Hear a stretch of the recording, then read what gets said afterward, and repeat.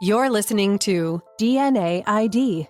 brought to you by AbJack Entertainment. Be sure to check out some of the other great true crime podcasts from this network, including The Murder in My Family, Missing Persons, Scene of the Crime, Zodiac Speaking, Beyond Bizarre True Crime, Campus Killings, and Killer Communications. all of these podcasts are available for you to binge on right now, wherever you listen to podcasts. Subscribe where you're listening to this podcast so you don't miss an episode.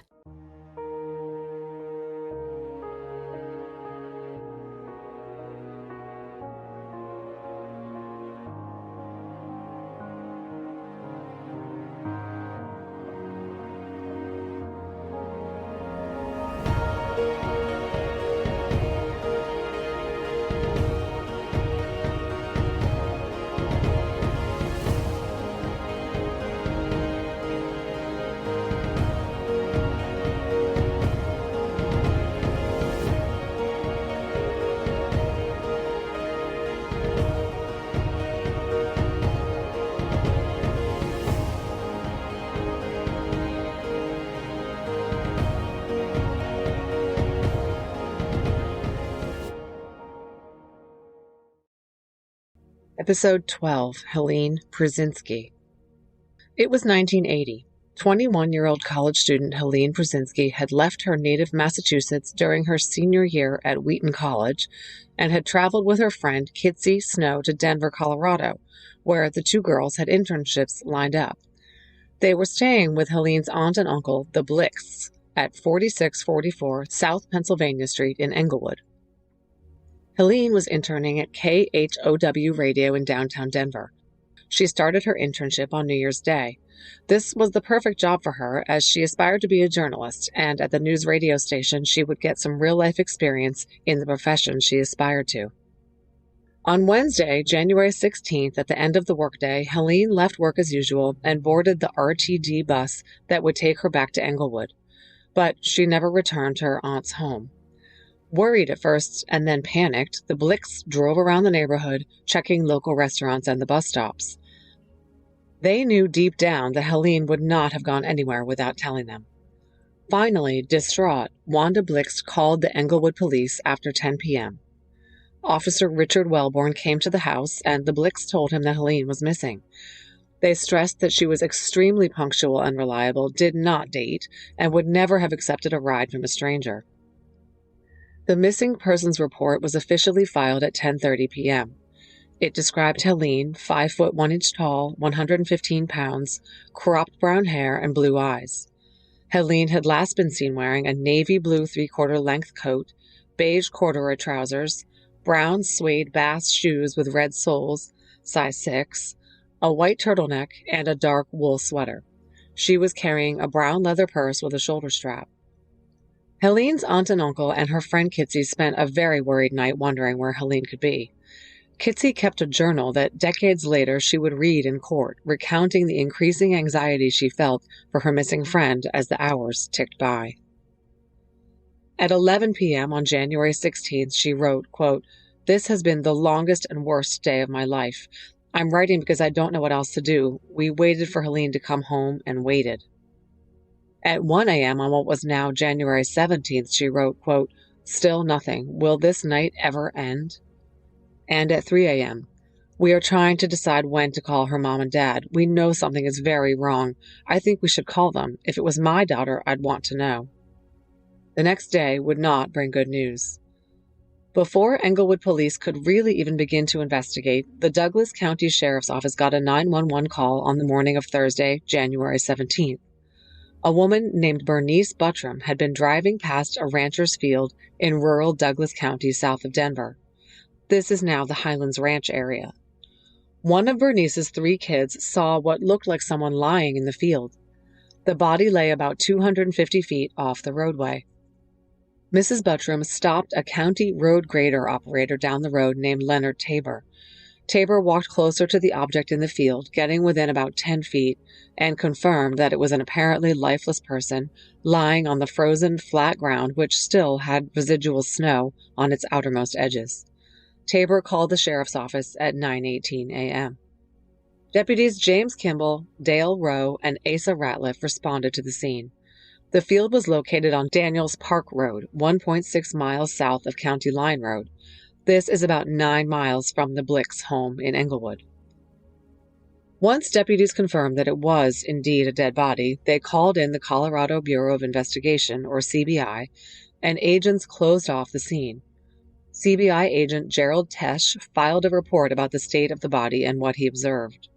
It said that the victim was a woman, lying on her back, nude from the waist down, wearing knee socks, a navy blue three-quarter length coat with purple lining, a green pullover V-neck sweater and a white turtleneck, gold earrings, and a gold necklace. Her clothes were pushed up on her torso, exposing her breasts, and the victim had a strip of green fabric loosely tied around her neck in which a white mitten was caught up. Her hands were bound behind her back. Her pants and shoes were missing, as was one of her earrings and her purse. It's not clear whether investigators matched up the victim immediately with the missing persons report filed the night before in Englewood. But in an odd coincidence, a man named Bob Scott of the Arapahoe County Sheriff's Office also worked at KHOW Radio and knew Helene Pruszynski. Parts of Englewood fall in the two neighboring counties of Arapahoe and Douglas, so the sheriff's offices often work scenes together. Bob Scott arrived at the scene and tentatively identified the dead girl as Helene. He said she was wearing the clothing she had last been seen in that day at work. A day before at work. A definitive identification was soon forthcoming. At 1:30 p.m., authorities arrived at the Blixt home to relay the unthinkable news that they had found Helene's body. Kitsy wrote in her journal, quote, "I couldn't cry, just shake. I couldn't stop shaking." Helene's autopsy was conducted on January 17th around 6 p.m. by forensic pathologist Dr. Ben Galloway. He determined that the time of death was sometime between 8 p.m. and 10 p.m. on the night of the 16th, the previous evening, although the time window could have been 2 hours off in either direction. In other words, it was believed that the woman died between 6 and midnight. Dr. Galloway confirmed that the victim had been sexually assaulted and that semen and sperm were found. In addition, the victim had trauma around the anal area, indicating that something had been inserted there. There was also bruising, scrapes, and dirt on the victim's knees, leading the pathologist to determine that she had been kneeling with bare legs. There did not appear to be any defensive wounds. Remember, her hands had been tied behind her back. The cause of death was extensive blood loss, secondary to multiple stab wounds of the back, involving the collapse of both lungs. The victim had been stabbed 9 times. Dr. Gallagher collected vaginal and anal swabs as well as swabs from each of the victim's breasts. From the autopsy and observations of the scene where the body was found, detectives concluded that the victim had probably been partially stripped and raped in a vehicle. Then she was taken to the field, and while she was kneeling, likely being forced to perform oral sex on her abductor, she was stabbed in the back. It was surmised that the white mitten found wrapped up around her throat had been used as a gag. Douglas County Coroner John Andrews made a positive ID on the woman found in the field. She was Helene Pruszynski. Investigators reconstructed Helene's last movements to try to discern what had happened to her and when, where, and how she had come in contact with her killer. When Helene got off work, she was seen in the elevator leaving the radio station's headquarters at 16th and Broadway in downtown Denver. She always took the Route 0 bus to Englewood, and so did some of her colleagues. They confirmed that Helene had boarded the bus at 5:57 and got off at her regular stop, South Broadway and Union Avenue in Englewood, at 6:30. No one got off the bus with her, and there had been nothing unusual or noteworthy during the bus ride. From there, she would have had a 0.4 of a mile, 5-block walk east along East Union Avenue to the Blix house in the 4600 block of South Pennsylvania Street. What happened to Helene in that short distance was anybody's guess. Investigators processed the scene in the field where Helene was found as best they could before snow set in. After all, it was January in Colorado. They came to the conclusion that Helene had been killed where she was found. CBI agent Ted Ritter took plaster impressions of shoe indentations found on the ground near the body. CBI techs gleaned that the prints were made by a Western-style boot size 9 to 11. It was a lead, although a pretty general one. Investigators also analyzed the piece of green fabric that had been found around Helene's throat. They concluded that it was from a piece of clothing, specifically a zip-front green sweatshirt available on mail order from Sears. They believed that the sweatshirt belonged to Helene's killer and possibly had been used to tie the mitten gag in place. But, of course, green sweatshirts manufactured by Sears were a dime a dozen in 1980, and this lead did not prove fruitful. But then, investigators got a tip that seemed very promising. Police set up roadblocks in the area where the body was found to stop motorists and ask them if they'd seen anything. And a Mrs. Catherine Fries said she had been driving by the field on the night of Wednesday the 16th. Around 10:20 p.m., she saw a stationary vehicle on the side of the road and a man standing next to it. This was about 100 yards from where Helene was found. The man she saw was 20 to 30 years of age, possibly white, close to 6 feet tall, and 130 to 140 pounds. He had brown, medium-length hair over his ears and possibly a mustache. The man was wearing casual clothing comprising dark pants and a light-colored shirt with the sleeves rolled up. Unfortunately, she did not see his boots, but even if she had, a medium-sized white guy with shaggy hair and a possible mustache wearing cowboy boots would not exactly rule out many residents of Colorado in 1980. Mrs. Fries worked with the CBI sketch artist Roy Taylor to come up with an image representative of the man she had seen. Later, she underwent hypnosis to strengthen her recall, and an updated sketch of the presumed suspect was prepared. This sketch shows a man with dark, shaggy hair, an oval face, a large mustache, and blue eyes. It would turn out to strongly resemble the murderer of Helene Pruszynski. Let's talk a little bit about who Helene was. She was born in Huntington, New York on April 6, 1958. Her sister Janet was 9 years older than she, and her brother Chester was also older than Helene. Her parents were Henrietta and Chester Sr. Helene grew up in Huntington, but in 1972, when Helene was a freshman in high school, the family moved to Hamilton, Massachusetts. Helene's dad took a job as an engineer at a firm in Beverly. Helene had been a huge Mets fan, knowing all the players, but when they moved, she appropriately switched her allegiance to the Red Sox. She went on to graduate near the top of her class from Hamilton Wenham High School in 1976. In her teen years, 5'1" Helene was popular and energetic. She worked on the school newspaper, tutored, and was class treasurer. She was also musically gifted, singing in a select musical group called Club Harmony in high school. At Wheaton College, she sang in a group called the Wheat Tones. She was one of the first to sign up for the new college internship program offered by the school, which took her to Denver in early 1980. When she died, Helene had just completed her first big assignment for KHOW News. She had turned in a story of the killing of a Secret Service agent, and her bosses praised her work, saying it was worthy of a journalism professional. Helene's parents, who flew to Colorado immediately on being told the horrific news about their daughter's murder, were devastated. Her father, Chester, said of Helene years later, quote, "I can't brag enough about her. She was a wonderful kid. She was always ready to help." Her friends said Helene was kind to everyone and her loss was devastating. So many mourners attended her funeral that they spilled outside the church and gathered on the steps outside. Now back to Helene's investigation. Although the sketch of the man seen by Mrs. Fries didn't go anywhere, there were some other intriguing leads. This information is all from the Rocky Mountain News.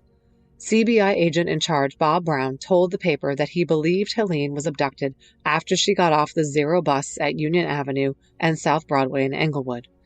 And 2 other women had reported that they had been attacked in the same area that same month. A woman had been raped after she got off the bus 2 blocks north of Helene's stop. This was on January 3rd, just 2 weeks before Helene's abduction, rape, and murder. The victim never saw a weapon, but said her assailant shoved an object against her back and told her he would kill her if she didn't cooperate. A second woman had been attacked on the same night as Helene, in the late afternoon as she was getting off the bus. This woman screamed and her attacker ran off. A third woman was attacked in the same area on October 8th of the previous year. According to CBI agent Brown, all these victims looked similar to petite, brunette Helene Pruszynski, and all had just gotten off a bus, crossed Broadway, and headed east. Clearly, a predator with an MO very similar to that believed to have been employed by Helene's murderer was operating in the area. Investigators speculated that the suspect followed the bus, targeted his victims, and used a weapon to try to force them into his vehicle.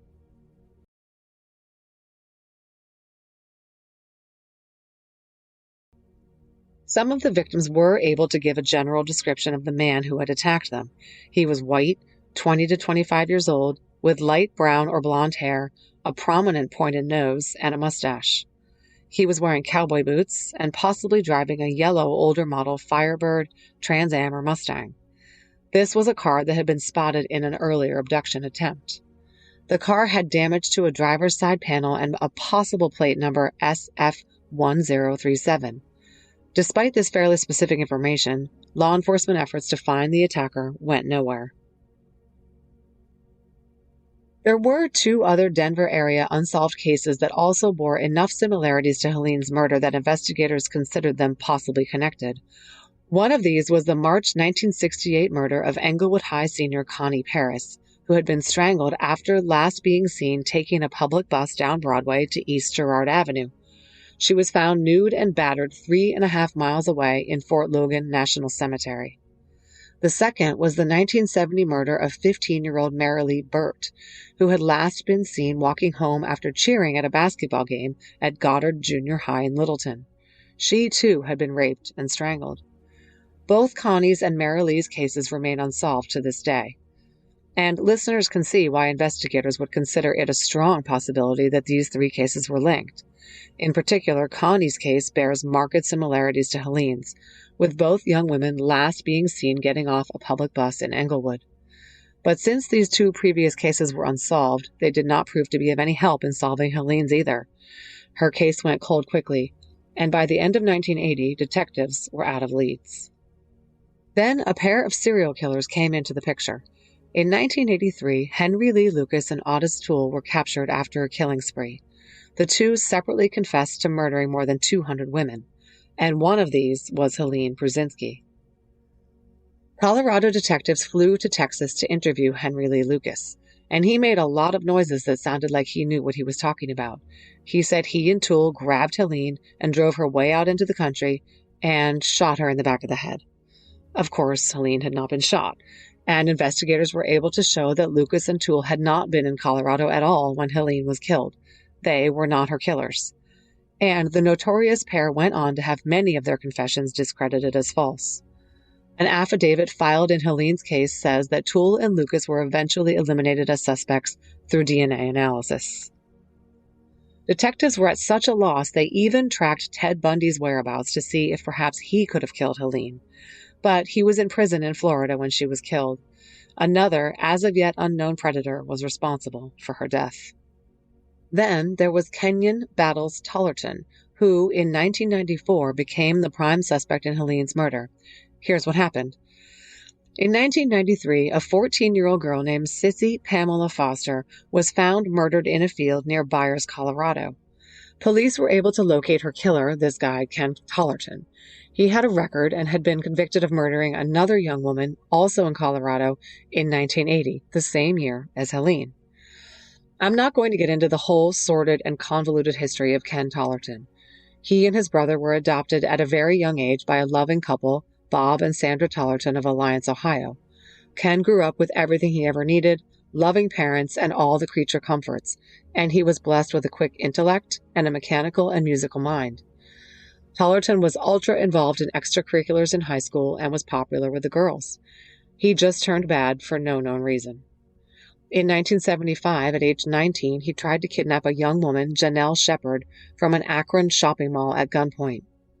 He was caught when a Good Samaritan named Gerald Husky waylaid the would-be kidnapper while brandishing a toy gun he had taken away from his kids. Tollerton got 2 to 15 years, but was out in 3 months. He moved to Colorado. Then, in 1980, when Tollerton was 24, an Arapahoe County Sheriff's deputy saw a young man with a flashlight roaming a field at 1:30 a.m. The man told the deputy that he, quote, just liked to walk around.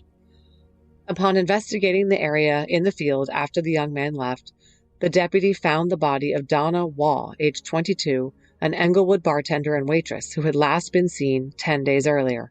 She had been strangled. Investigators tracked down Tullerton as the quick-thinking deputy had noted his license plate number. He was working as a gas station attendant. They found out that the victim, Donna, lived in an apartment across the alley from Tullerton's own apartment. Neighbors told police that Tullerton used to sit on his balcony and stare into Donna's bathroom when she was showering. In fact, he referred to her as the shower girl to his friends. Per the Rocky Mountain News, when the deputy had found him in the field, Tullerton had been back to visit Donna's body, which was badly decomposed and infested with maggots. He had a condom in his pocket, prompting investigators to form gruesome theories about Tullerton's intentions. When he was interrogated, Tullerton admitted that he had tried to rape Waugh but was unable to get an erection, and so he strangled her instead. In a somewhat shocking decision, prosecutors went easy on Tullerton. Reportedly, they felt that they only had circumstantial evidence, such as his spying on her and his confession, linking him to her murder. Prosecutors agreed to allow Tullerton to plead guilty to second-degree murder and avoid the death penalty. He was sentenced to 10 years and was released in February 1991. When he was freed, police issued a bulletin warning the public that Tullerton, quote, likes to patrol bus stops looking for females. So despite the fact that Tullerton had killed Donna Waugh, he was a free man in early 1991. What's pretty amazing is that Tullerton kept his nose clean and worked full-time as a computer programmer for MCI after he was released from prison. He even had a fiancée with a young daughter. He seemed to have really turned his life around until September 1993. That's when a cattle rancher found the body of 14-year-old Sissy Pamela Foster in a field. She had last been seen on August 27th when her father gave her money to take the bus. Sissy had been stabbed 13 times and had been raped. She had 3 broken ribs, and a shoestring was tied around her throat. Hearing of the murder, a savvy investigator hearkened back to the Donna Waugh case from 13 years earlier. They tracked down Ken Tullerton. And DNA from semen found on Sissy's body matched DNA from a blood sample Ken Tullerton had been required by law to give while incarcerated for the murder of Donna Waugh. He had killed again. This time, Tullerton was sentenced to life without parole plus 48 years after pleading guilty to murdering Sissy Foster. Okay, so now we know that Ken Tullerton raped and murdered women in the same area as Helene, left their bodies in fields, and had been operating in 1980. Police even called Tullerton a, quote, serial killer of petite white females. His preferred victims resembled Helene in stature and appearance, and at least one had taken a public bus the day she was killed. It seemed like he should be looked at for Helene's case, and investigators in 1993 took note. He became the prime suspect in Helene Pruszynski's killing for a time, but investigators could never find any connection between Ken Tullerton and Helene, and he denied involvement, and that was because he was not Helene's killer. He was eventually ruled out by DNA. After Otis Toole and Henry Lee Lucas and Ken Tullerton all failed to pan out as suspects, Helene's case languished. Frustrated investigators were unable to advance the investigation, and the case went dormant until 1998. In December of that year, representatives from the Douglas County Sheriff's Office met with the Englewood PD and the CBI about re-examining Helene's case in light of new DNA technology. A task force was appointed, and its members realized that DNA analysis had never been done on the items in evidence in Helene's case. In 1980, this technology had been non-existent. The task force set about submitting all the evidence for DNA extraction and analysis with the goal of generating a DNA profile of the suspect that could be used as an elimination tool when compared against persons of interest. Englewood Detective Clay Forrington said, quote, with the advancements in technology, we're going to try some things we couldn't do 19 years ago. Thanks to the intact vaginal and anal swabs that were still in Helene's case file, the CBI was able to develop a suspect profile. And that allowed them to enter the male profile into a brand new National Registry of Sex Offender and Murderer DNA. Of course, I'm talking about CODIS. There was no match in the fledgling database, but investigators vowed to continually resubmit the profile into CODIS in hopes that eventually a match would arise. Helene's case details were also entered into VICAP, in case another case with similar aspects cropped up that could point investigators in the right direction. But neither of these resources proved useful, at least immediately.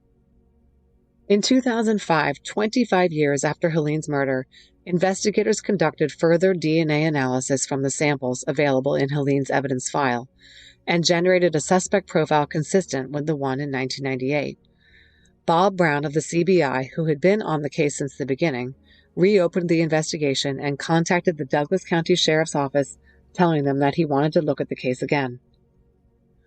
Part of the reason that Helene's case kept getting re-examined and subjected to new technologies was because of the unremitting efforts of some of her friends.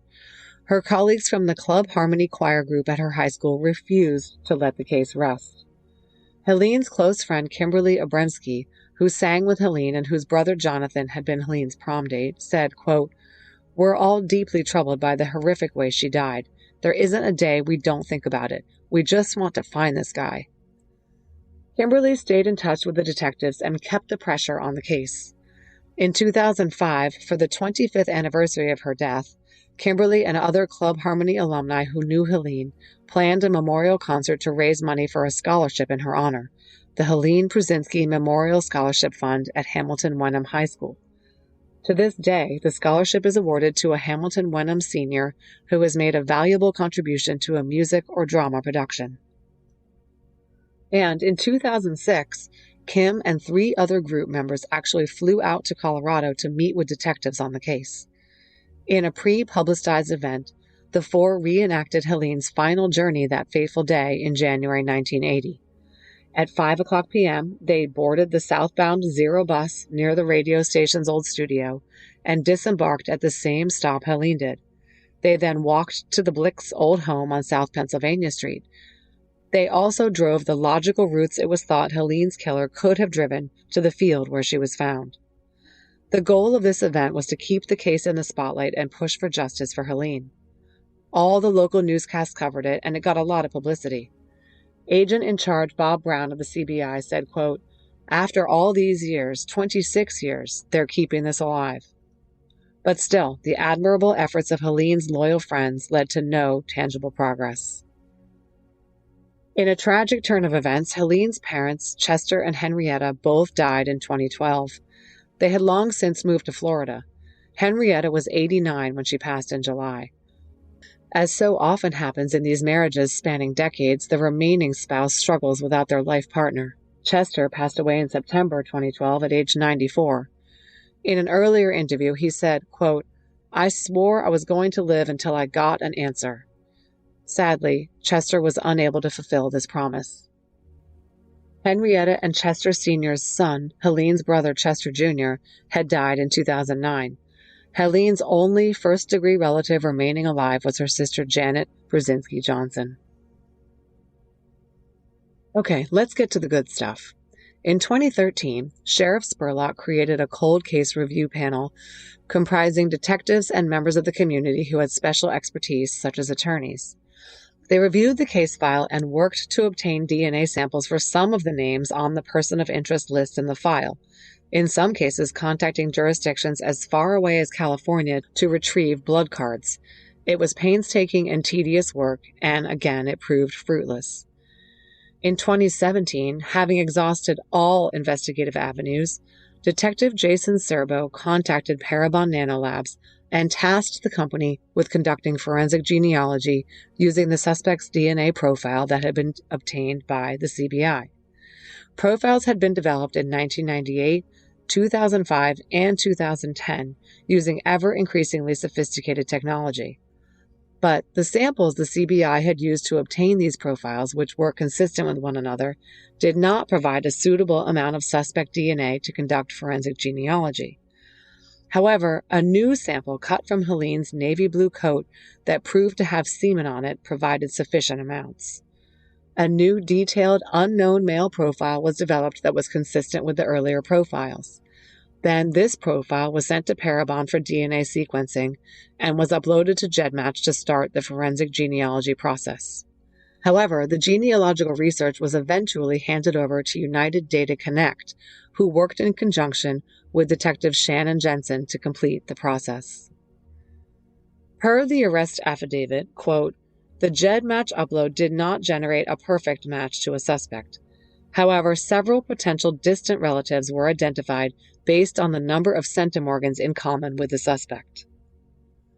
The genealogist determined that there were two distant relatives of the suspect that were the closest relation. These are referred to by their initials to protect their privacy.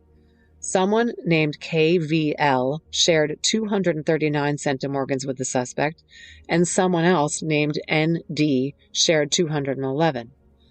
Investigators contacted these people and obtained their consent to search their family trees on Ancestry. This allowed the forensic genealogist to locate one common ancestor, a Mamie Tillett, who had married a man named John Welch Estes. They had two children, one of whom, John, was male. They also had a daughter, June Elizabeth Estes, and the suspect was one of June's 4 sons. From the affidavit, the Parabon report said that 2 of June's sons were eliminated as suspects because they were 10 and 11 years old, respectively, when Helene Pruszynski was murdered. The other 2 sons at this point are unidentified.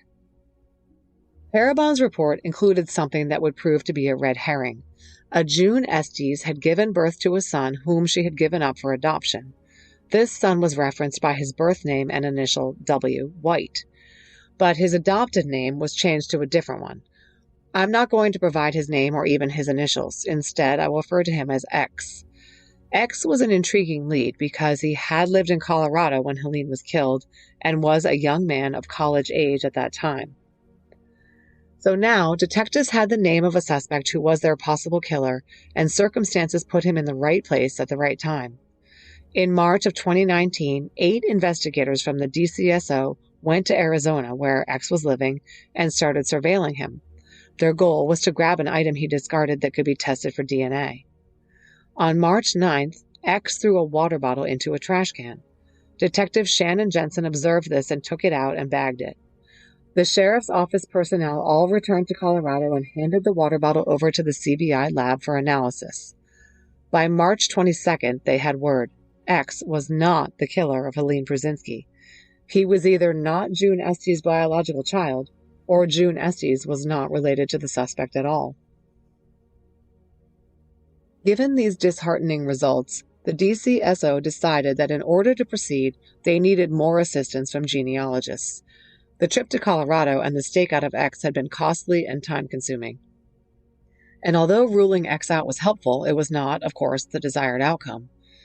With funding from Metro Crime Stoppers, the DCSO contracted with a local genealogist who worked for a company called United Data Connect. This genealogist worked with Detective Jensen to further the genealogical research. Now that they knew that X was not their suspect, they started to look at the other branches of the suspect's family tree. They went back to the person located in GEDmatch who had shared the second most number of centimorgans with the suspect, the person with the initials ND. And ND was very cooperative. She made Detective Jensen the manager of her Ancestry account, so Jensen could delve into the family tree personally. And this led her to a relative of ND's, initials CSM, who agreed to help and uploaded her DNA profile into GEDmatch to facilitate law enforcement access. And CSM proved to be a cousin of the suspect. Another relative of ND's, initials KB, was also a cousin of the suspect. This led to another cousin, TLS, who had built a family tree for June Estes on Ancestry. And this showed that June Elizabeth Estes had 3 children with one man and 2 children with another. But X, the man the detectives had tailed to Arizona, was not June's child. Their suspect was indeed related to June Estes. Remember when I said the Parabon report said that 2 sons of June Estes were not identified? Detectives now had reason to believe that their suspect was indeed one of June's 2 missing sons. They had to figure out who they were and where they were, and this was going to be complicated. This is one of the very few cases I've covered in which the drama behind the forensic genealogy scenes is public information. Basically, it boils down to investigators knowing that the suspect was a child of June Estes, but having a tough time figuring out who this was because June Estes was a mess. June used 6 different surnames in her lifetime. Yet, in an odd twist, she appears to be a completely different person than the June Estes who bore a son, birth name W. White in California, the man whom I'm calling X. The relevant June Estes had numerous relationships and children born out of wedlock. At one point, she had a mental breakdown, and her kids were removed from her care. This was when June Estes was married to a Bill White, with whom June had 2 sons. One was named William White, and the other was Curtis Allen White, both of whom were born in Ravenna, Ohio. Curtis's date of birth was February 10, 1958, making him 22 years old when Helene Pruszynski was killed. And when she was murdered, he was living in Colorado, he had used various aliases, and he had a violent criminal history. Things were looking up.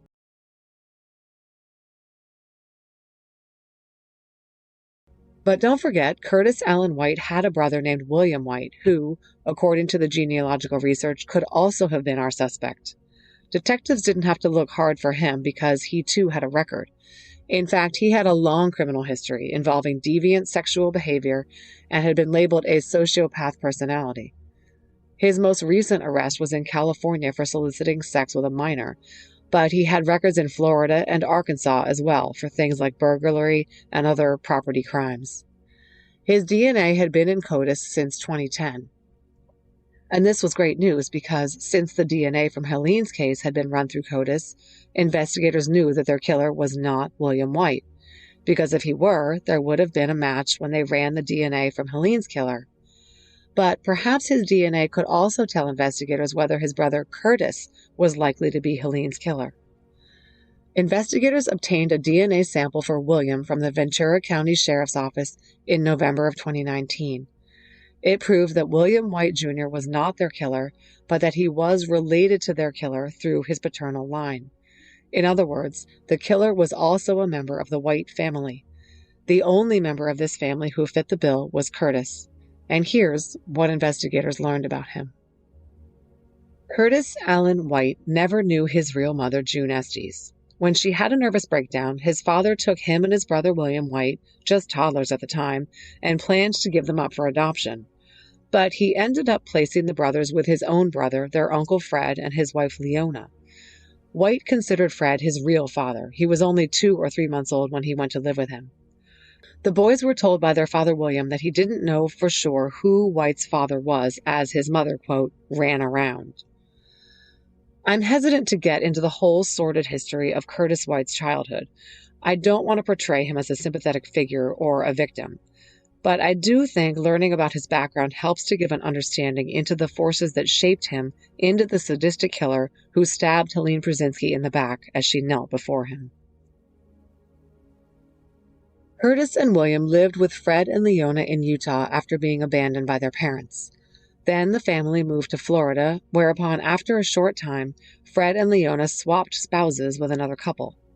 Fred and his new wife moved to Oklahoma, bringing along some of the new wife's kids, but William and Curtis were stuck in Florida with Leona, who was not their biological relative, and her new husband. Leona decided pretty quickly that she did not want to be saddled with the boys and placed them in foster care. And at the foster home, they both suffered horrific abuses that Curtis would later say broke the boys.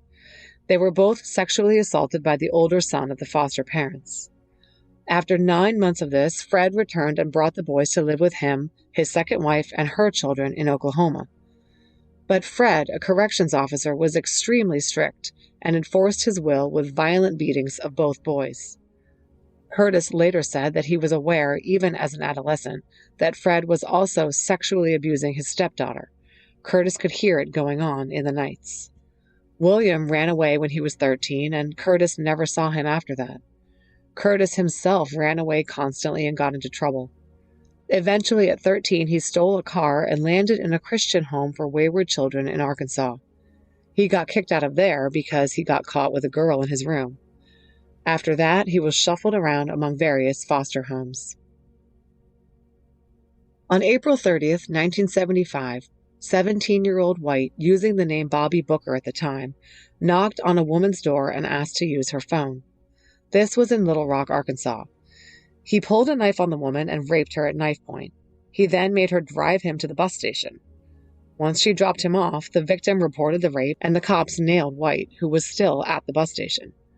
White pleaded guilty to first-degree rape, was convicted and sent to prison in Arkansas with a 30-year sentence. And since his conviction predated CODIS, White's DNA was not entered into the database. Despite the fittingly harsh penalty, 30 years, White was released on parole on March 3, 1979. Yes, he served only 4 years for first-degree rape. And he was not required to register as a sex offender. At his parole hearing, he stated, quote, "I want to be paroled because I have people that care about me now and I have adjusted myself." He was released into the custody of a counselor at the Arkansas Christian home he had been kicked out of. This was a man named Darrell Woodward, a pastor. Woodward had agreed to host White at the home he shared with his wife in Littleton, Colorado. So, in the spring of 1979, Curtis White, a free young man, relocated to the Woodward home at 192 Helena Circle in Douglas County, Colorado. No doubt it was pure coincidence that he ended up abducting and killing a woman named Helene in January 1980 when he was residing on Helena Circle. We know that he frequented the area where Helene was last seen. In March 1980, records show that White reported to his parole officer that he had relocated to 201 West Bellevue in Englewood, 5 blocks from the bus stop where Helene was believed to have gotten off the bus. White started out working a job the Woodwards had procured for him at a nursery, but after that, he moved on to work for a couple of vacuum cleaner businesses. On April Fool's Day, 1980, never an auspicious date for a life event, White married an old girlfriend from Arkansas who moved up to live with him. This lasted for 30 days when she abruptly moved back to Arkansas. White moved back in with the Woodwards. After he killed Helene, White was arrested in Colorado in 1981 for a parole violation. It's not clear what came of this, and clearly no one put together his face with the sketch of Helene's supposed murderer. Then White skipped out on parole and skipped town. He relocated to Florida in 1982 and changed his identity. He stopped using the name Curtis Allen White and assumed the name of James Curtis Clanton, date of birth March 21, 1957. Most people changed their birth dates to make them younger. This guy made himself a year older.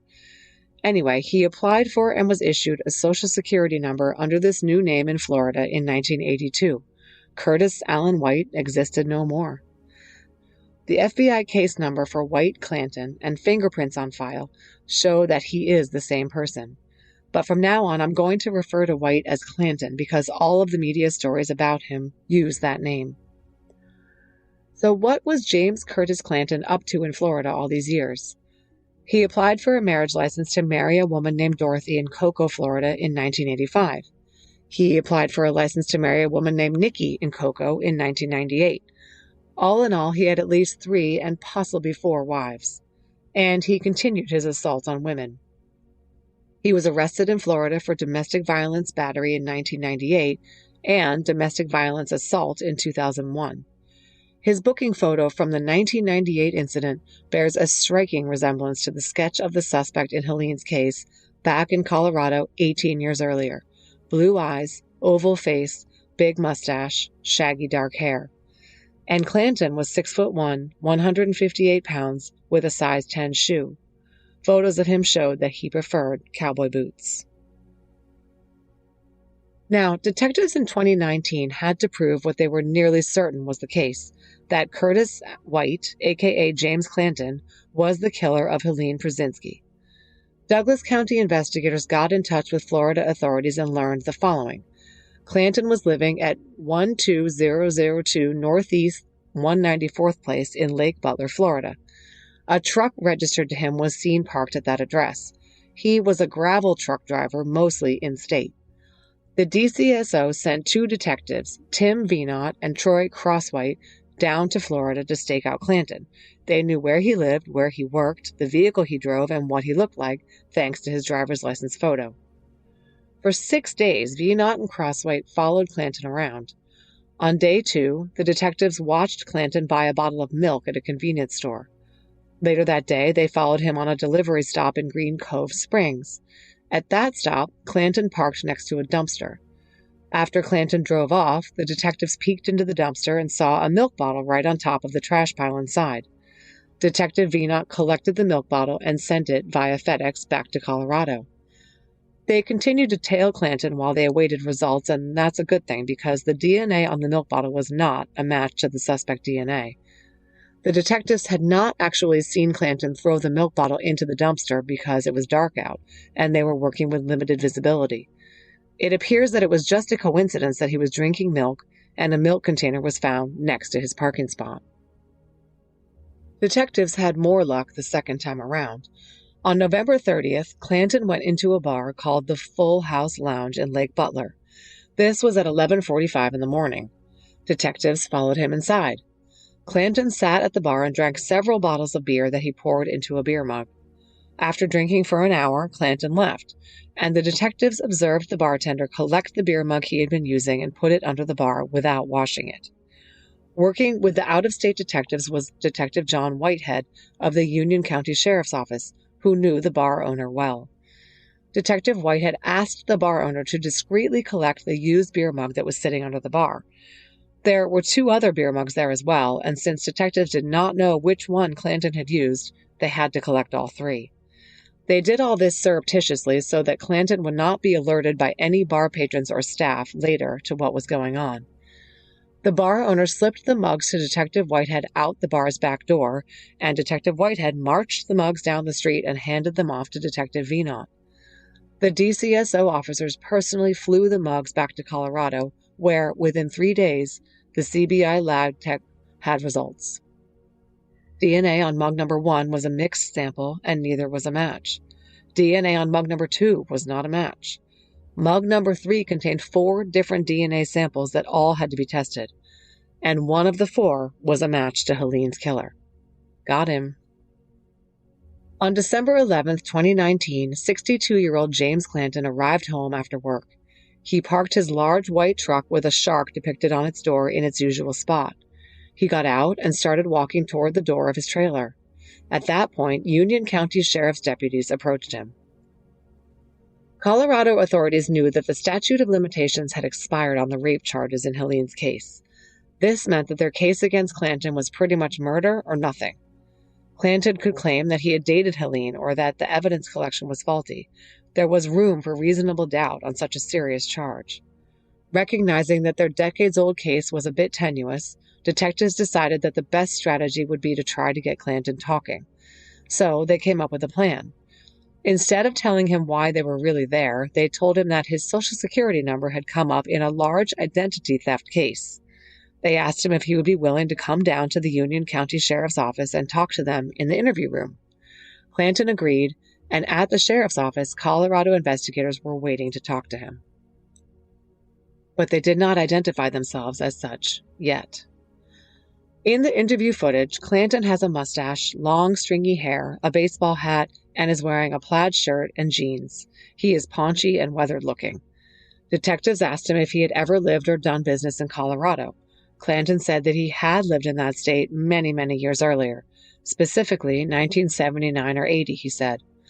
This was the opening they needed. Investigators said to him, "We care about a young woman in Colorado in 1980, and we want to show you a picture of her." The detective slid an 8x10 photo of Helene in front of him. Clanton immediately said he wanted a lawyer. He could tell that they were here for another reason having nothing to do with identity theft. The detectives told him that they actually had a warrant for his arrest. He asked for what, and they said first-degree murder and kidnapping. He said, "You've got the wrong guy." And they said, "We actually have your DNA that was in her and on her." He said something along the lines of, "All right." They informed Clanton that he was under arrest. He was going to be extradited to Colorado and charged with 5 crimes for which the statute of limitations had not yet run out: kidnapping, first-degree murder, and felony murder predicated on each of the underlying robbery, kidnapping, and sexual assault charges. The statute of limitations on the sexual assault charge itself had run out, so Clanton could not be charged with that crime.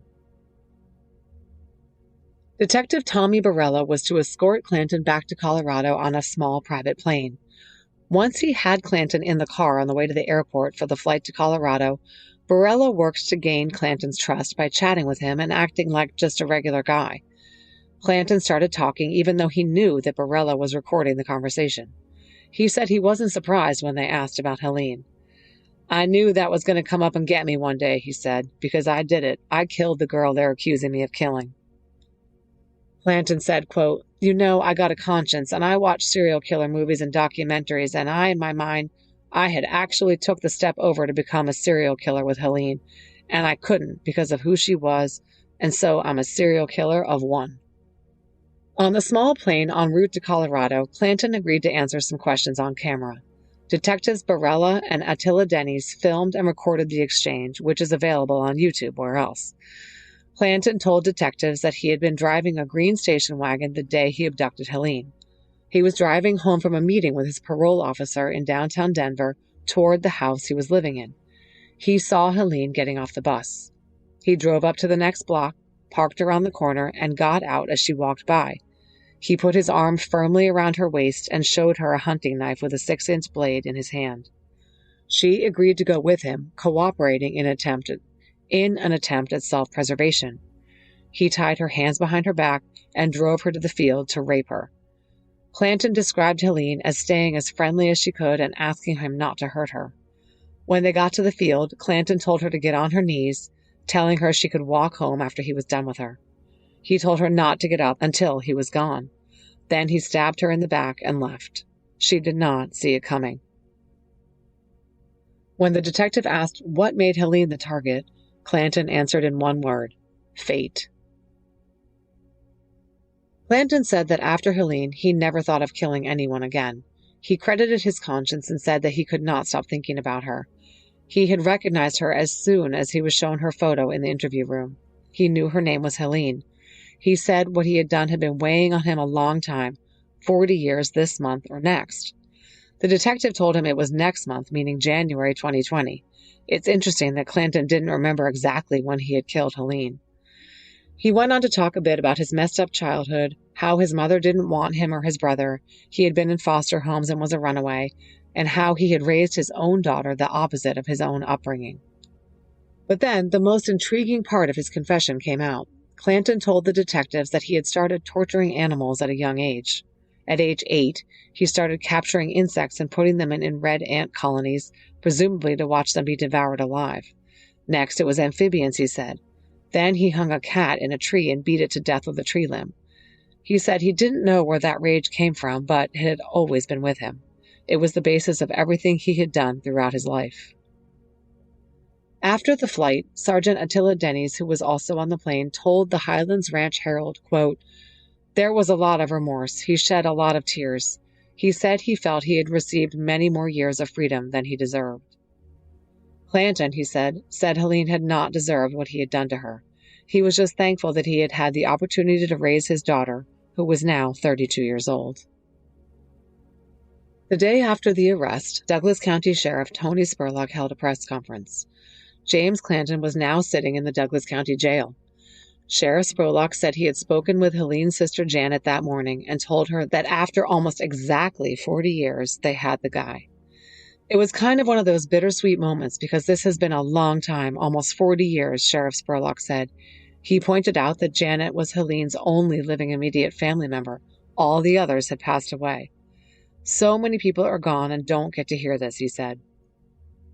The sheriff went on to thank a long list of names of those who were involved in this bust, including the cold case review team of the DCSO. The sheriff went on to thank a long list of names of those who were involved in this bust, including the cold case review team of the DCSO and lead detective Shannon Jensen. He said 22 detectives around the state, as well as Florida, were involved, from the FDLE, Union County Sheriff, CBI, Colorado State Patrol, Crime Stoppers, and the BAU at Quantico. He also thanked United Data Connect, who had provided the genealogical services. District Attorney George Brockler noted that Clanton had been arrested just 1 month shy of the 40th anniversary of Helene's murder. He said that in this case, justice delayed was not justice denied.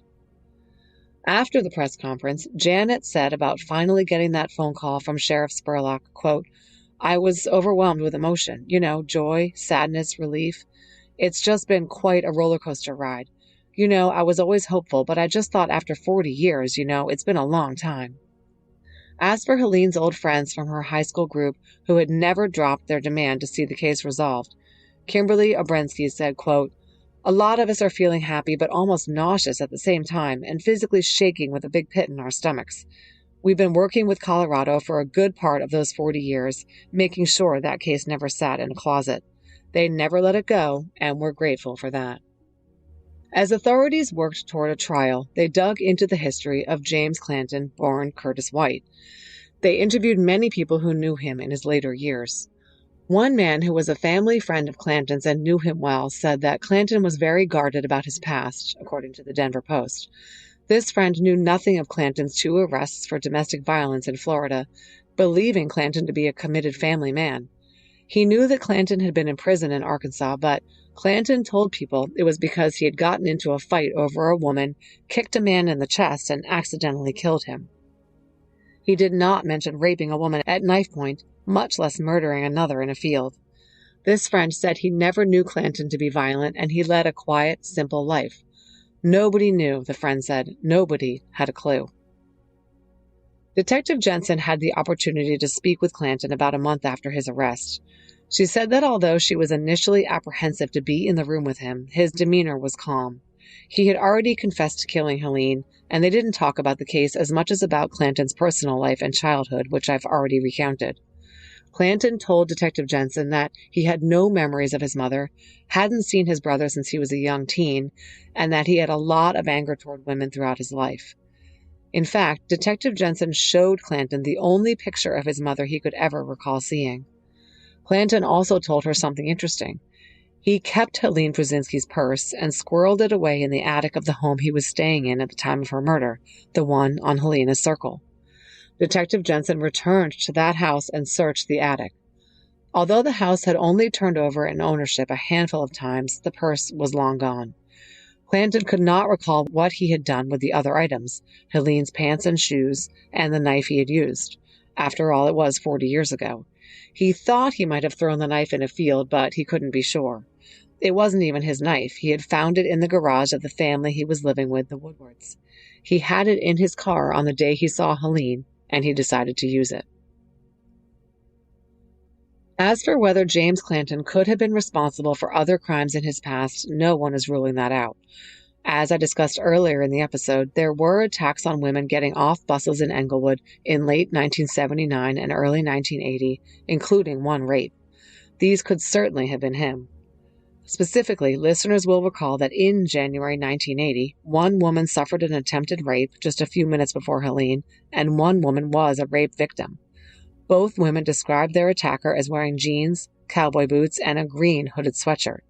As we know, it was suspected that Helene's killer wore cowboy boots and had a green sweatshirt. As for Clanton, he did not confess to any crimes other than Helene's murder. He said that on the day he attacked Helene, he had passed another girl on the sidewalk, but had not done anything to her because she was watching him and seemed prepared. And no trophies, keepsakes, or other incriminating items were found in his trailer when it was searched upon his arrest.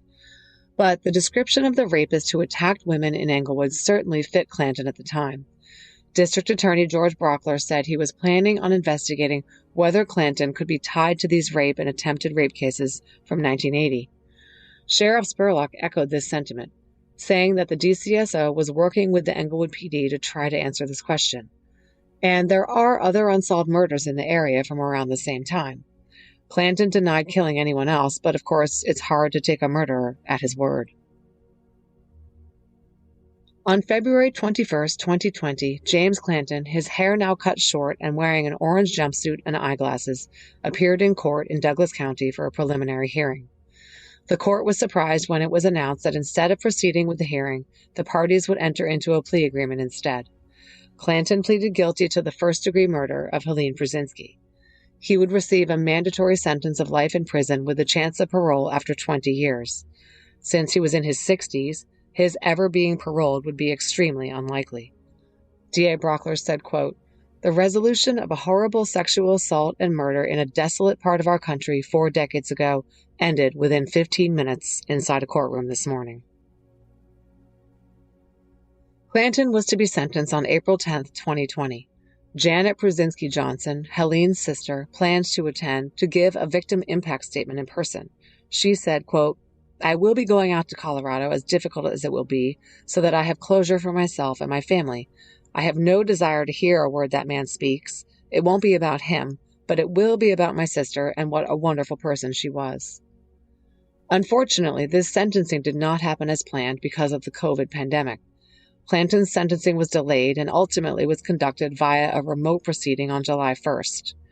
Janet and others who had wanted to speak were only able to do so via webcam. In the end, they were robbed of the opportunity truly to face the man they had been seeking for 40 years. Zoom would have to do. And 80 virtual attendees made the best of it in a 3-hour hearing with 13 people addressing the court in honor of Helene. Janet Johnson said, "Oh, how my brother and parents wished, hoped, and dreamed of this day. A day of reckoning, an arrest, a conviction, justice.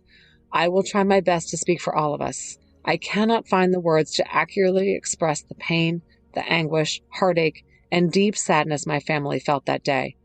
As the days and years passed, it never got any easier. It was as if someone had reached in and torn our hearts out. Today, we have a person in jail who will be there for the rest of his life, and I'm so grateful for that." Janet went on to talk about the lovely person her sister was, her best friend. She said she and her brother were stricken with suffering when her sister died, and she often cried herself to sleep, worrying about the impact of Helene's death on her parents. Friends of Helene's spoke as well, recounting special memories of Helene and how she and her murder had impacted them. At one point, a photo montage of Helene was played on the video monitor, accompanied by music from her college choral group. Clanton was seen wiping his eyes and nose with a mask. He chose not to speak during the sentencing, but people who were present believe that his remorse and sadness for the Pruszynski family was genuine. His lawyer, Daniel Cooney, made a brief statement on his behalf. Quote, "As the years have passed, the sense of remorse Mr. Clanton feels for his act has only increased. In the immediate years following the murder, Mr. Clanton prayed for Ms. Pruszynski and the harm he caused her. Mr. Clanton wants Ms. Pruszynski's family to know that he's sorry, but those words are probably meaningless based on the pain that he has caused." When all the speakers had had their day in virtual court, it was time for the sentencing.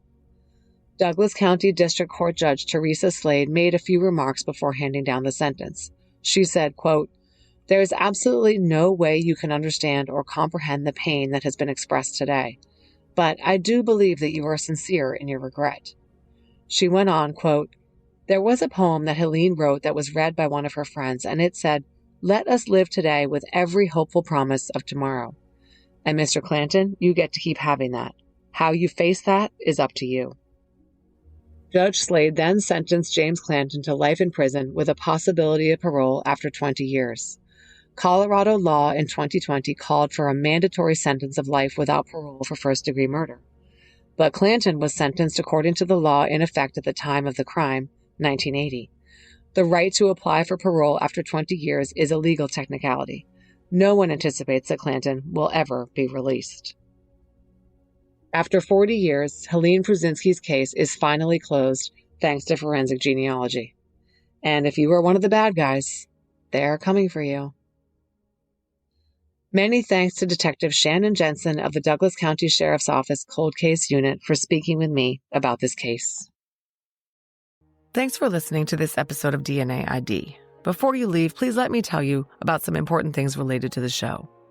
If you'd like to support this podcast and in the process, get access to early and ad-free episodes as well as bonus content like crime scene photos, you can sign up for a Patreon subscription for only $5 a month by heading over to patreon.com/DNAID. Of course, you're welcome to contribute more than $5 a month.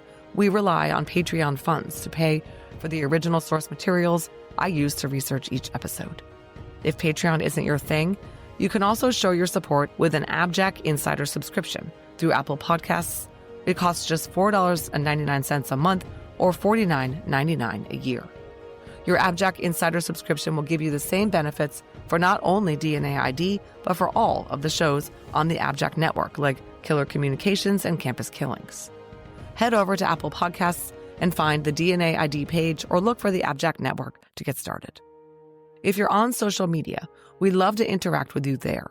DNA ID is on every major social media platform. Search your favorite platforms for DNA ID Podcast to find us. We also have a YouTube channel, and our website is dnaidpodcast.com. You can find links to all of these anytime in our show notes. If you need to reach the show, contact us by emailing dnaidpodcast@gmail.com. Finally, if you want to pick up some fun DNA ID merch and represent the show, visit the store at www.customizedgirl.com/s/DNA ID podcast. DNA ID is researched, written, and hosted by me, Jessica Betancourt. It's produced by me and Mike Morford of AbJack Entertainment. Music by Connor Betancourt.